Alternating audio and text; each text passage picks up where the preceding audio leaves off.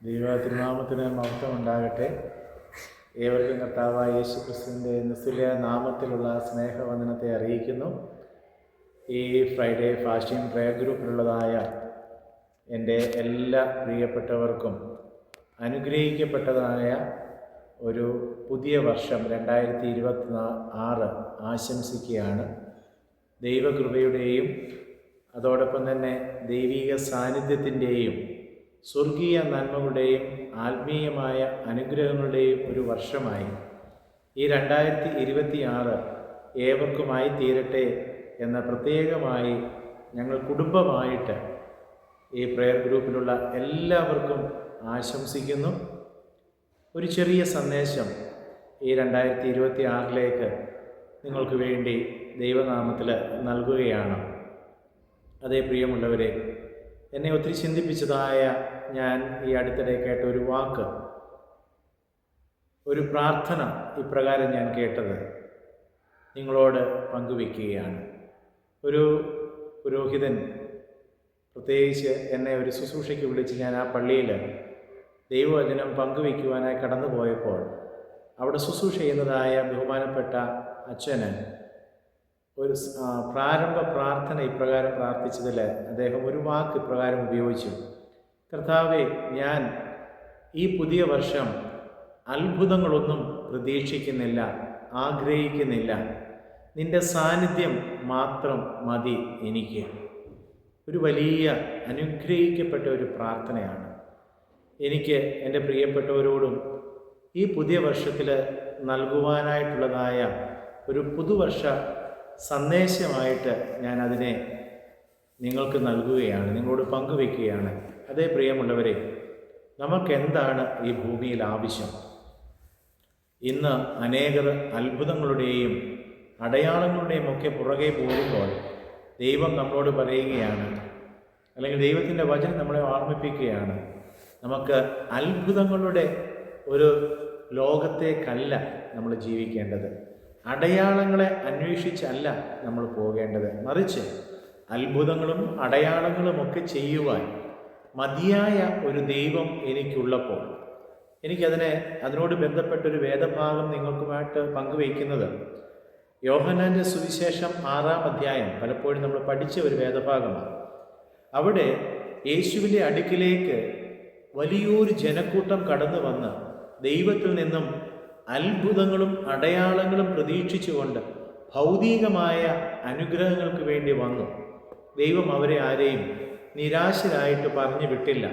സൗഖ്യം വേണ്ടിയവർക്ക് സൗഖ്യവും ആഹാരം വേണ്ടിയവർക്ക് ആഹാരവും ഒക്കെ നൽകി അവരെ സമൃദ്ധിയോടെ പറഞ്ഞയച്ചു. എന്നാൽ ആത്മീയമായ ഒരു സന്ദേശത്തെ കൊടുക്കുവാൻ കർത്താവ് ശ്രമിച്ചപ്പോൾ, അല്ലെങ്കിൽ സ്വർഗത്തിൽ നിന്നും ഇറങ്ങി വന്ന ജീവൻ്റെ അപ്പം ഞാനാകുന്നു എന്ന് യേശുക്രിസ്തു പറഞ്ഞപ്പോൾ, നമ്മളവിടെ വായിക്കുന്നത് അന്നു മുതൽ കർത്താവിനെ അനുഗമിച്ച ഒരു കൂട്ടം ശിഷ്യന്മാർ പോലും, 12 പേരല്ല, മറ്റു പലരിലും ചിലരാണ് കർത്താവിനെ വിട്ടുപോകുന്നതായിട്ട് നമുക്കിവിടെ കാണുവാൻ കഴിയുന്നു. എന്നാൽ ഈ 6-ാം അധ്യായത്തിൻ്റെ അവസാന വാക്യങ്ങളിലേക്ക് വരുമ്പോൾ അവിടെ നമുക്ക് കാണുവാനായിട്ട് കഴിയുന്നത് 12 പേര്, പത്രോസും കൂട്ടരും, അവരിപ്രകാരമാണ് പറയുന്നത്. അവരോട് കർത്താവ് ചോദിച്ചു, നിങ്ങൾക്കും എന്നെ വിട്ടിട്ട് പോകരുതോ? അപ്പോൾ അവർ പറഞ്ഞു, കർത്താവേ, നിത്യജീവൻ്റെ മൊഴി നിന്നിലുണ്ട്, നിന്നെ വിട്ടിട്ട് പോയി കഴിഞ്ഞാൽ ഞങ്ങൾക്ക് ഈ ഭൂമിയിൽ എന്ത് കിട്ടും? അതേ പ്രിയമുള്ളവരെ, ഈ പ്രാർത്ഥനയുടെ സത്ത് അതാണ്. കാരണം അത്ഭുതങ്ങൾ ഇന്നോ നാളെയോ തീരുന്നതായിരിക്കാം. പക്ഷെങ്കിൽ അത്ഭുതങ്ങളെ പ്രവർത്തിക്കുന്ന ദൈവീക സാന്നിധ്യം എൻ്റെയും നിങ്ങളുടെയും കൂടെ ഉണ്ടെങ്കിൽ നമ്മൾ എങ്ങോട്ട് ഓടണം പ്രിയമുള്ളവരെ? അതുകൊണ്ട് ഈ 2026 എൻ്റെ പ്രിയപ്പെട്ടവർക്ക് വേണ്ടി പ്രാർത്ഥിച്ച് ആശംസിക്കുന്നതായ ഒരു പ്രാർത്ഥനയും ആശംസയും ഇതാണ്. പ്രിയമുള്ളവരെ, നമുക്കിന്ന് ഭൗതികമായ നന്മകളും അനുഗ്രഹങ്ങളും അത്ഭുതങ്ങളും അടയാളങ്ങളും അല്ല നമുക്കിന്ന് ആവശ്യം. എന്നാൽ ഇതെല്ലാം ചെയ്യുവാൻ മതിയായ ഈ സർവശക്തനായ, സർവജ്ഞാനിയായ, സർവവ്യാപിയായ, നമ്മളെ സ്നേഹിക്കുന്ന നിത്യപിതാവായ ദൈവത്തിൻ്റെ സാന്നിധ്യമാണ് നമുക്കിന്ന് ആവശ്യമായിട്ടുള്ളത്. അതേ പ്രിയമുള്ളവരെ, ഈ ദൈവീക സാന്നിധ്യം എൻ്റെയും നിങ്ങളുടെയും കൂടെ ഉണ്ടെങ്കിൽ അത്ഭുതങ്ങളും അടയാളങ്ങളുമൊക്കെ നമ്മൾ ചോദിക്കാതെ തന്നെ നമ്മുടെ ജീവിതത്തിന് ആവശ്യമായ സകല നന്മകളും നൽകി അനുഗ്രഹിപ്പാൻ മതിയായ ഒരു കർത്താവ് നമുക്കുണ്ട്. അതിനുവേണ്ടി നമുക്ക് ദൈവത്തോട് പ്രാർത്ഥിക്കാം. ഇന്ന് നമുക്ക് ഈ പുതിയ വർഷത്തിൻ്റെ പ്രാരംഭ ദിവസം നമ്മുടെ പ്രാർത്ഥനയും സമർപ്പണവും ഇതായി തീരട്ടെ. കർത്താവേ, അത്ഭുതങ്ങളല്ല എനിക്ക് ആവശ്യം, അടയാളങ്ങളല്ല എനിക്ക് ആവശ്യം, ഭൗതികമായ കുറേ നന്മകളല്ല എനിക്ക് ആവശ്യം. എന്നാൽ മോശ പ്രാർത്ഥിച്ചതുപോലെ കർത്താവെ, നിന്റെ സാന്നിധ്യം, നിൻ്റെതായ ആ വലിയ മഹത്വമേറിയ സാന്നിധ്യത്താൽ എന്നെ നിറയ്ക്കണമേ. നമുക്ക് ഇപ്രകാരം പ്രാർത്ഥിക്കാം, കണ്ണുകളെ അടയ്ക്കാം. അതെ, ഞങ്ങളുടെ നല്ല കർത്താവേ, സ്വർഗീയ പിതാവേ, ഞങ്ങൾക്കിന്ന് ആവശ്യം ഞങ്ങളുടെ അപ്പൻ്റെ സാന്നിധ്യമാണ്.